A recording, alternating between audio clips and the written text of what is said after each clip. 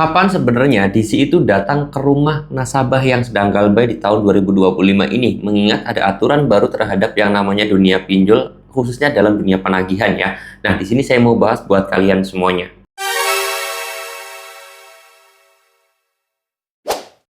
Assalamualaikum warahmatullahi wabarakatuh teman-teman semuanya. Pada kesempatan video kali ini saya ingin menjawab pertanyaan dari kalian semuanya yang udah DM ke Instagram saya ataupun komentar-komentar di video saya. Insya Allah pasti saya bakal jawab satu persatu ya teman-teman semuanya. Dari apa yang kalian tanyakan ini, kalian boleh kalau mau nanya juga tulis aja di kolom komentar atau DM langsung aja ke Instagram saya. Linknya sudah saya taruh di deskripsi video ini. Nah, di sini saya pengen jawab ataupun pengen bahas tentang yang namanya kapan DC itu datang ke rumah nasabah yang sedang galbay.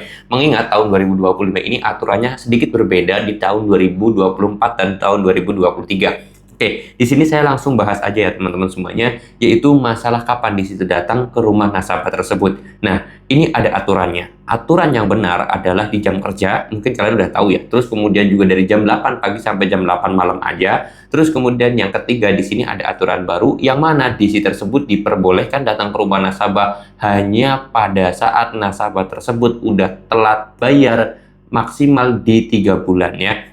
Jadi kalau misalkan kalian itu udah galbay ataupun udah telat bayarnya sampai 4 bulan, sebenarnya di situ tuh udah tidak diperbolehkan lagi datang ke rumah kalian. Jadi nggak usah takut ya. Nah, berarti pas kita galbay seminggu, DC udah datang, Bang. Bisa jadi baru galbay 3 hari, DC udah datang, Bang. Bisa jadi baru galbay 2 hari, DC udah datang, Bang. Bisa jadi. Kenapa? Karena memang aturannya seperti itu, dari 1 hari telat kita bayar sampai 3 bulan teman-teman semuanya, atau 90 hari lebih tepatnya ya. Jadi kalau udah 90 hari ke atas itu DC nggak boleh datang lagi ke rumah kita, atau FC-nya itu nggak boleh datang lagi ke rumah kita ya.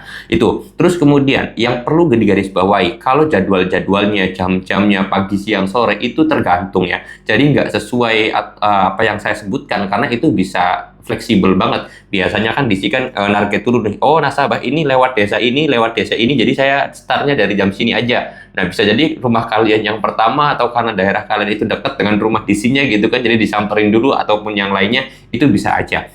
Jadi itu sangat fleksibel kalau masalah jam dan juga waktunya. Tetapi berdasarkan pengalaman jarang banget di situ jam 8 pagi udah datang ke rumah kita, jarang banget. Biasanya itu di atas jam 10 ya. Jam 10 sampai sore habis asar itu biasanya udah di situ.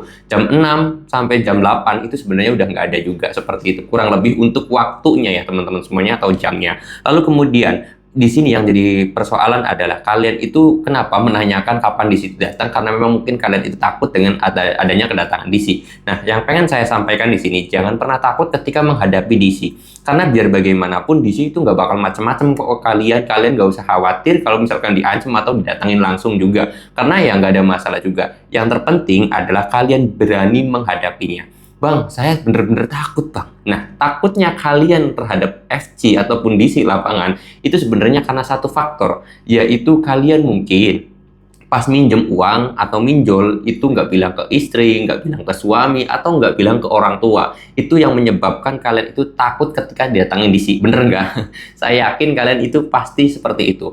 Dan memang kasusnya 90% orang takut didatangin DC itu karena ya mereka awalnya bohong, atau mereka itu nggak pernah bilang ke orang tuanya, ke istrinya, atau ke suaminya ketika melakukan pinjaman. Akhirnya ketika melakukan pinjaman, ya kalian itu ketakutan kalau didatangin DC. Nanti suaminya tahu, nanti istrinya tahu, nanti orang tuanya tahu, dan yang lain sebagainya tahu. Akhirnya kalian itu selalu berusaha untuk terhindar dari yang namanya DC. Pertama itu agar bisa terhindar, akhirnya kalian melakukan gali lubang tutup lubang. Itu yang sering banget terjadi kasusnya di lapangan. Nah, oleh sebab itu saya sendiri berharap kalian itu jangan pernah takut. Lalu solusinya gimana, Bang? Kalau udah seperti itu, kita udah terlanjur bohong dan yang lain sebagainya, atau nggak bilang kepada suami kita, nggak bilang kepada istri kita, atau nggak bilang ke orang tua kita, solusinya adalah transparan. Kalian harus bilang saat ini juga. Ya mungkin 1 hari 2 hari kalian cekcok lah mungkin sama orang tua kalian. Tapi yang perlu digarisbawahi adalah, saya yakin ya cekcoknya paling lama sehari gitu kan, udah selesai. Tapi hari-hari berikutnya saya yakin mereka akan dukung kalian. Gak mungkin kalau ada FC orang tua kalian dukungnya DC tersebut, nggak mungkin. Atau kalian bilang ke suami, saya yakin suami kalian juga nggak bakal dukung FC-nya juga atau dukung DC-nya juga. Saya yakin pasti dukung kalian, dan kalian mendapatkan support agar lebih berani lagi menghadapi DC tersebut. Oke, mudah-mudahan video ini bisa bermanfaat dan bisa menjawab pertanyaan kalian. Saya mau tutup dulu video ini dengan kata Assalamualaikum warahmatullahi wabarakatuh.